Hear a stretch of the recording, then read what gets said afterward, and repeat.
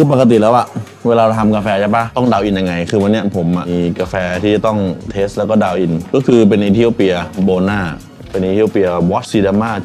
74110ก็ส่วนมากแล้วเวลาเราทำกาแฟบาริสต้าส่วนใหญ่หรือคนทำกาแฟที่บ้านส่วนใหญ่อาจจะแบบมาปุ๊บแล้วก็บรูกาแฟเลยแต่วันนี้มีคำแนะนำนิดหนึ่งว่าจริงๆแล้วฟันดัมเบลของการทำกาแฟมันมีมากกว่าแค่บดแล้วก็บรูไป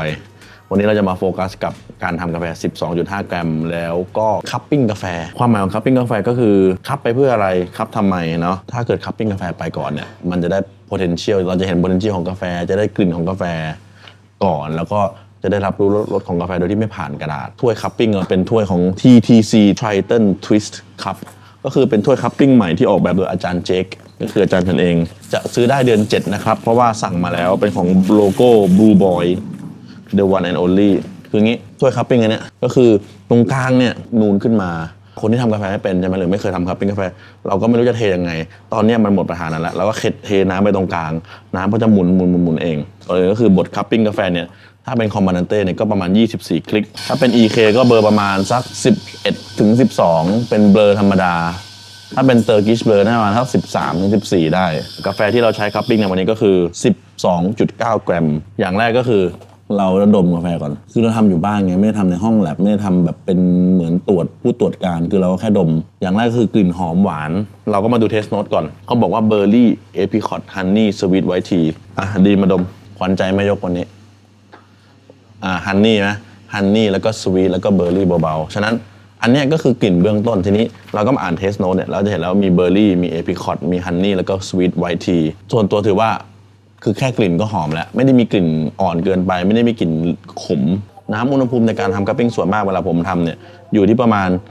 9-14 องศาเพราะว่าเราจะได้ออ t ติมอลของกาแฟก็คือออ t ติมอลเฟลเวอร์แล้วก็อุณหภูมิที่ค่อนข้างจะโอเคตัวคัพปิ้งโบใหม่เนี่ยแค่เทตรงกลางนี้นี่มาดมอีกทีหนึ่งทีนี้ได้คิดว่าได้กลิ่นประมาณไหนส่วนตัวนี่คือมีความเป็นดอกไม้มากขึ้นเขาเรียกก็เนี่ยฟลอรัลเราก็บอกแล้วว่ามันมีไวท์ทีก็คือเหมือนใบชาขาวเราก็รอจนมันเกือบพอ4 นาทีปุ๊บเราจะเบรกก็คือการตีครัชลงไปเนี่ย3ทีก็1 2 3แล้วเราก็ต้องเตรียมที่จุ่มช้อนต่างหากเพื่อไปตักกากออกระหว่างนี้เราทำอะไรกินน้ำสิครับคือ EP เนี่ยอยากจะโฟกัสในการฟันดัมเบลของการบรูหรือว่าการบรูกาแฟง่ายๆจากการใช้ทรานสิตธรรมดาหรือจะเป็น V shape ธรรมดาเนาะเดี๋ยววันนี้เราจะมาทำทั้ง2แบบแต่เรซิปีที่ใช้ทำก็จะโฟกัสที่ 12.5 กรัมทำไมถึง 12.5 กรัมพูดไปแล้วใน EP ที่แล้วว่า15 กรัมเนี่ยบางครั้งในกาแฟที่แพงเนี่ยมันอาจจะเยอะเกินไปเรามีเทคโนโลยีในดิปเปอร์เนี่ยอาจจะมีคนเคยเห็นบ้างไม่เคยเห็นบ้างก็จะเป็นนี่ถอดตูดได้ถอดหัวได้แล้วก็มีลูกบอลตรงกลางไว้เปิดปิดเราก็สามารถบดหยาบขึ้นได้แล้วก็เทแล้วก็ให้กาแฟเนี่ยขังอยู่ในนี้1 นาทีครึ่งถึง2 นาทีค่อยเปิดเพราะปกติเวลาเราเทกาแฟไปเนี่ยก็คือมันก็จะผ่านน้ำไปเลยเนาะบางครั้งเนี่ยเวลาเราทำคัพปิ้งเนี่ยหน้า surface area เนี่ยเราเห็นพองกันเนี่ยหมายความว่าอันนี้เป็น roasting ที่เป็น light to medium roast ก็คือเป็นอ่อนค่อนข้างจะเกือบกลางแต่ยังไม่กลางแล้วถ้าเกิดเราไม่เห็นตรงนี้เลยแล้วคือเห็นแค่ผิวน้ำอันนั้นจะเป็นแบบ very light roast ส่วนมากจะเป็น Nordic style ก็คือจะเป็นโซนยุโรเปียนโซนสแกนดิเนเวียนที่เขาคั่วกาแฟอันเนี้ยส่วนตัวเนี้ยคือเป็นสไตล์ roasting ของตัวเองคือเป็น light to medium แต่ยังไม่แบบ medium จ๋าคือเราจะโฟกัส sweetness มากกว่า acidity เพราะว่าการที่เรามี sweetness ใน roasting เนี่ยเราสามารถทำอะไรก็ได้ใน brewing เช่นกันช้อน cupping ก็ทั่วไป Shopee ก็มี ตามสะดวกช้อนแบบไหนก็ได้แต่ส่วนตัวแล้วที่เราจะเป็นช้อนคัพปิ้งอันเนี้ยก็เพราะว่าน้ำมันจะไปกองอยู่ตรงนี้แล้วเวลาเรายกขึ้นมันก็ขึ้นพอดี4 นาทีแล้วเราก็เบรกทีนี้เวลาเบรกก็คือ1 2 3ในคัพปิ้งโปรโตคอลที่ผมทำกับอาจารย์เจคฮูใน World Roasting Championship หรือในการคาราเบตหรือเดินทางไปทั่วโลกเนี่ยเราจะมีวิธีการก็คือท็อปอัพน้ำเราจะเทน้ำตรงกลางให้มันปริ่มเพื่อให้น้ำทุกแก้วในการทำคัพปิ้งเนี่ยอยู่ในเลเวลเดียวกันเพราะว่าเราจะได้มีความแฟร์กับการชิมกาแฟทีนี้เราก็ตักกาแฟก็คือช้อนไหนก็ได้ช้อนขวาเนี่ยมือขวาเนี่ยจะตักอันนึงก่อนแล้วอันซ้ายอยู่ข้างหลังแล้วก็ค่อยๆเกี่ยมาอย่างงี้แล้วช้อนซ้ายอยู่ข้างล่างช้อนขวาอยู่ข้างบนสวัสดีครับจบแล้วก็เอาช้อนเนี่ยตูดลงกลางเนี่ยหมุนลงหน่อยฟุ๊บ เฟี้ยวแล้วก็รอประมาณสัก8 นาทีส่วนตัวผมใช้ค่าน้ำประมาณ 65-80 ppm แล้วแต่น้ำแต่อันเนี้ยเราใช้น้ำ Aqua Code ก็คือน้ำปรุงเราใช้อยู่ประจำก็คือเป็นน้ำที่มี mineral content มีพวกแมกนีเซียมแคลเซียมโพแทสเซียมแล้วก็ผสมน้ำที่มันมีแบบค่าน้ำต่ำๆผมจะเข้ากาแฟ8 นาทีเพราะว่าอะไรรู้ป่ะมากกว่า8 นาทีมันลวกลิ้นสมัยก่อนเนี่ยเราต้องมีช้อน1 คัน 2 คันแล้วก็ตักกาแฟแล้วใส่ช้อนนั่นคือปัจจุบันเนี่ยมันใช้แก้วก็ได้ก็คือตักใส่แก้วแล้วก็ชิมตักใส่แก้วแล้วชิมแต่เราก็สดก็ได้คือเดี๋ยวจะสดให้ดูก่อนแล้วก็ตักชิมให้ดูทีนี้ถ้าเกิดเราทำคัพปิ้งหลายๆคนเหมือนที่เราทำที่ขอนแก่นน่ะคนก็จะเห็นว่าคนเตรียมแก้วมาเยอะนะชิมใส่แก้วอันนั้นถูกวิธีแล้วล่ะดีแล้วเพราะคนมันเยอะไงไม่สบายไข้หวัดเรื่องโควิดแล้วมันเป็น new protocol มาตั้งแต่หลังโควิดขึ้นมาคือใช้ two spoon cupping ก็คือช้อนนึงเป็นช้อนกลางแล้วเอาช้อนกลางตักกาแฟแล้วก็ใส่ช้อนเราอย่างเงี้ยหรือใส่แก้วเราแล้วก็ชิม8 นาทีพอดีเป๊ะ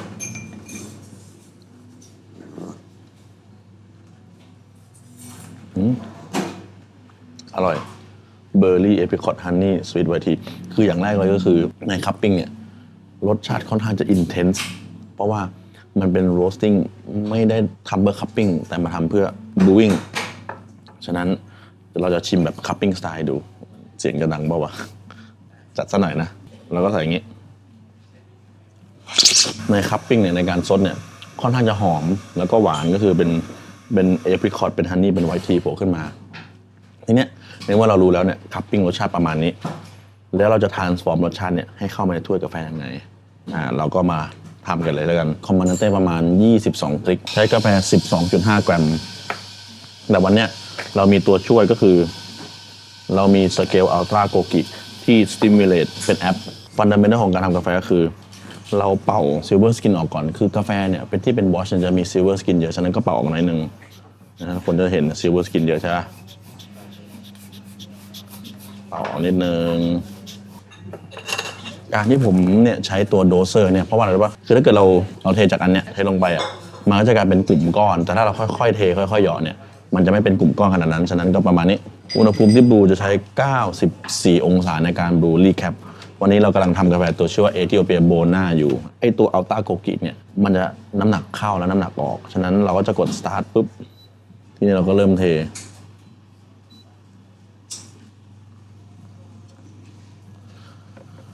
บลูมิ่ง40 กรัม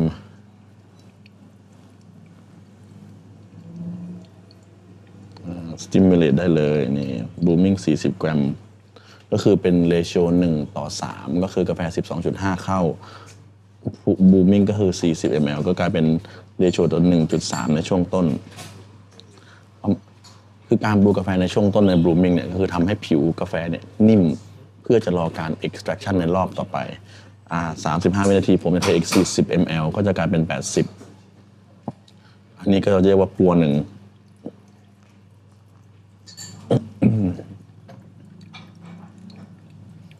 พัวหนึ่งก็คือเป็นการพัวกาแฟเพื่อให้ผิวเริ่มนิ่มกว่าเดิมแล้วก็แล้วก็อะไรเขาเรียกว่าอะไรนะ extract กาแฟ extract พวกกรดพวกน้ำตาลพวก soluble หรือพวกสารละลายทั้งอย่างเนี่ยให้ออกมาให้หมดพัวต่อไปก็คือประมาณ1 นาที5 วินาทีผมจะเพิ่มเทเยอะขึ้นก็คือเป็นอีก50 กรัมก็กลายเป็น130นะ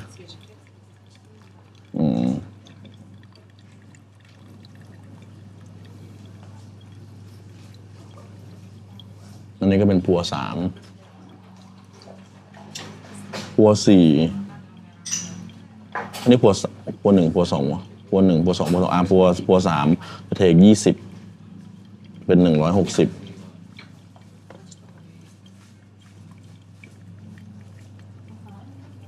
แล้วพัวสุดท้ายเนี่ยผมจะเทตรงกลางเพื่อให้เมนเทนให้มันนิ่ง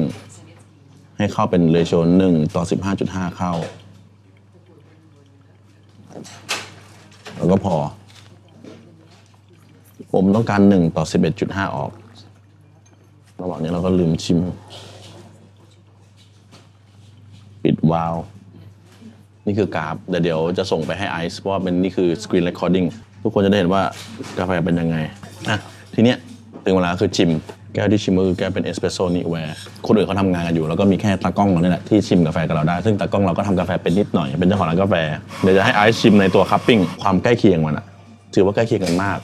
แต่โดยการที่ว่าอันนี้คือเป็นการบรูกาแฟเหมือนไหมใกล้เคียงนะอันนี้เป็นเรซิปีที่ใช้จริงๆในชีวิตจริงมาเอาไอ้หนุ่มไอ้หล่อมาเลยจบแล้วบลูบอยยืนคู่กับไอ้ตัวนี้เด็กมันสดนะคิดว่าไงคล้ายปะคือการทำคัพปิ้งหลักๆอ่ะเพื่อเราจะให้รู้ว่า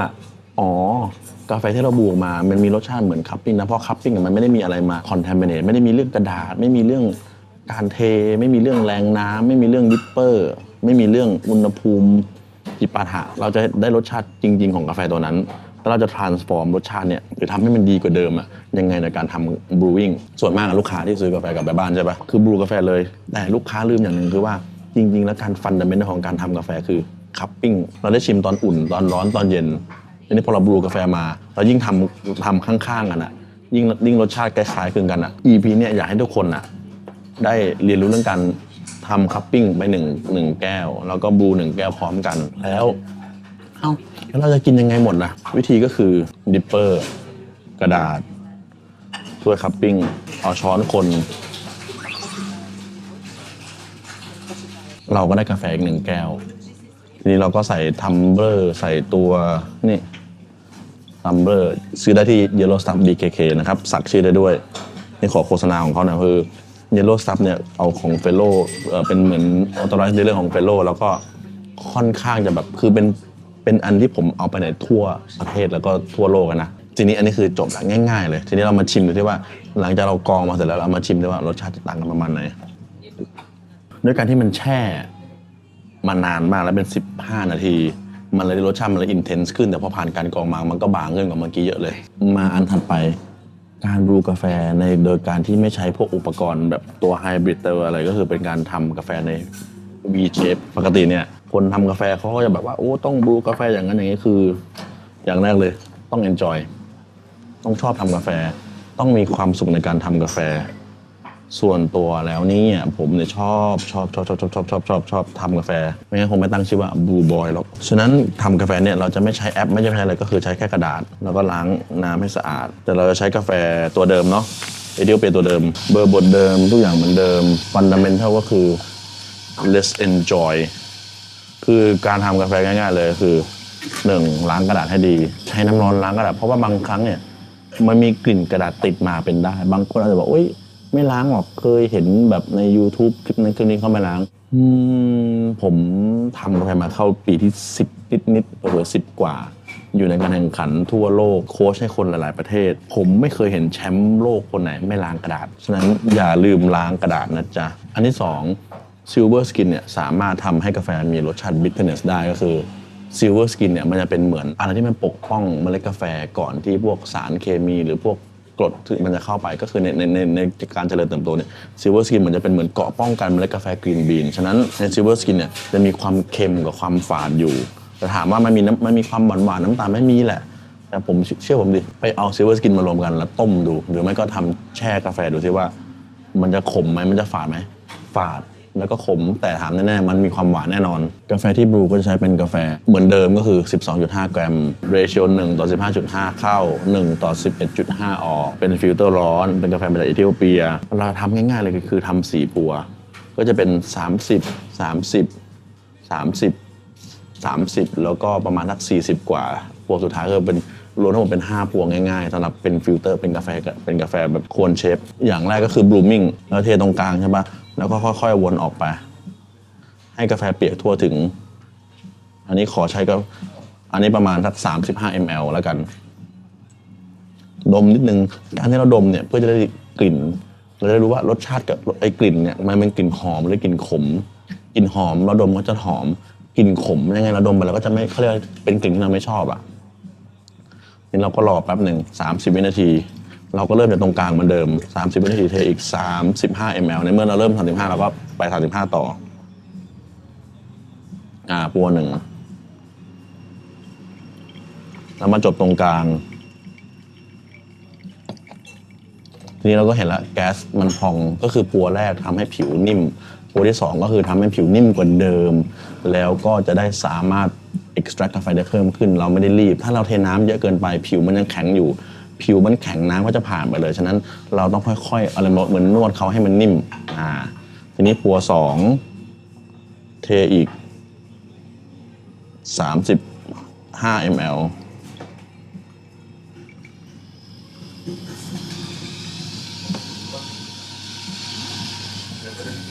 นี่เหลืออีก2 หัว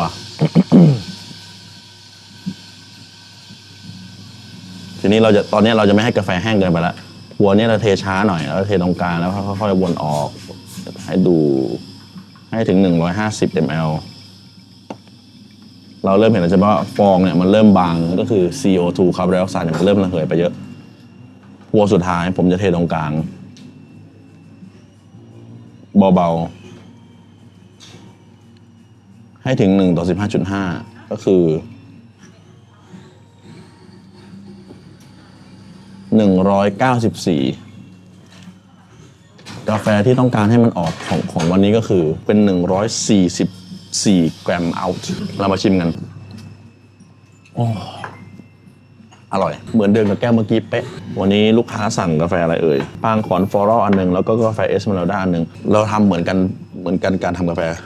ใช้ตัวโดสเซอร์โอเค 12.5 กรัมเป๊ะคือเราจะพยายามให้โดสของเรามัน 12.5 กรัมตลอดบางขอนนี่เราจะใส่เลยเมื่อกี้35 ml แต่ถ้าสังเกตอันเนี้ยมันจะหุบลงเพราะแก๊สมันคลายไปแล้วอันเนี้ยแก๊สมันจะพองฉะนั้นวิธีการที่เราจะต้องทำก็คือเรารู้แล้วว่าอันเนี้ยยังไงมันก็เรียกว่าเขาเรียกว่ามันจะนิ่มเร็วกว่าเพราะว่า CO2 หรือว่าผนังเซลล์เนี่ยมันแก๊สมันคลายไปเยอะแล้วฉะนั้นเราก็จะเริ่มเทเห็นไหมเนี่ยหน้าเซอร์เฟซเนี่ยอันนี้เหรอเดี๋ยวเราเริ่มเทอีกรอบนะหัว2หัว1สิหัว1เนี่ยเห็นได้เลยแก๊สต่างกัน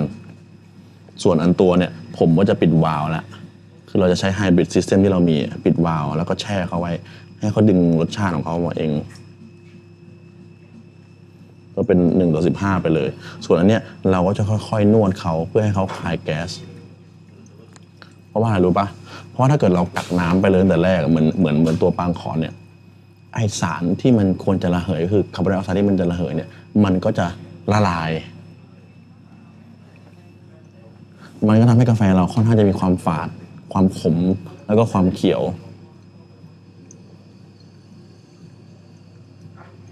เห็นไหมแก๊สยังคงเยอะแก๊สในฟองแบบเป็นหนาอันนี้เริ่มไม่มีละเราทิ้งไว้ประมาณสัก1 นาที 55 วิเราค่อยเปิดอันนี้นวดไปเรื่อยๆ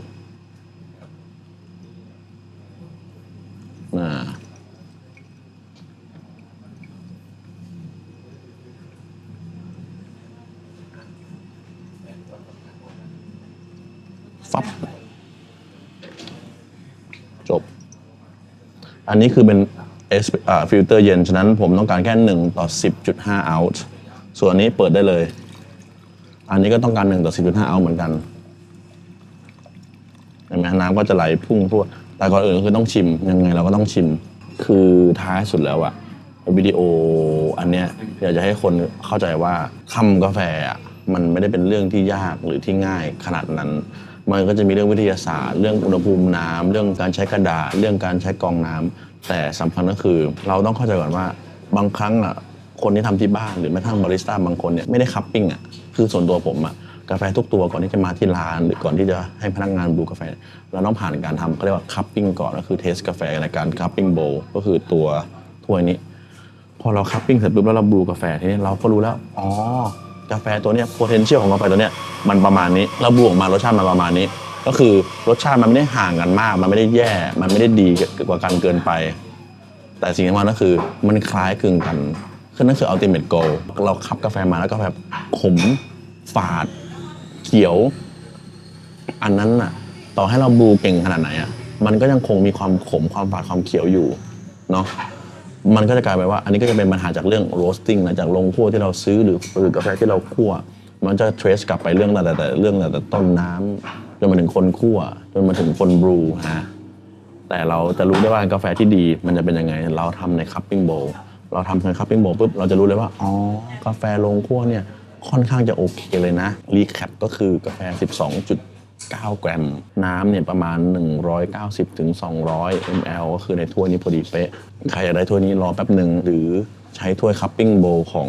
ยี่ห้ออะไรก็ได้ใครอดใจไหวก็คือรอประมาณสักเดือนหนึ่งอันนี้สั่งผลิตแล้วอันสุดท้ายก็คือน้ำเนี่ย เป็นประเด็นหลักอีกหนึ่งอย่างก็คือมันต้องมีค่าน้ำประมาณนี้1 2 3 4ทีเนี้ยไอ้พวกเนี้ยมันสามารถดูได้ในเพจ Blue Boy นะใครติดตามก็ไปติดตามในเพจ Blue Boy ได้หมดละวันนี้ฟิลเตอร์ฉะนั้นเดี๋ยว EP นี้ออกไปก็เกี่ยวกับการ brewing เป็นหลักๆถ้าใครอยากจะให้ brew ประมาณไหนเพิ่มเติมก็เดี๋ยวจะค่อยๆทำไปวันนี้เอาเท่านี้ก่อนปิดจ็อบขอบคุณครับ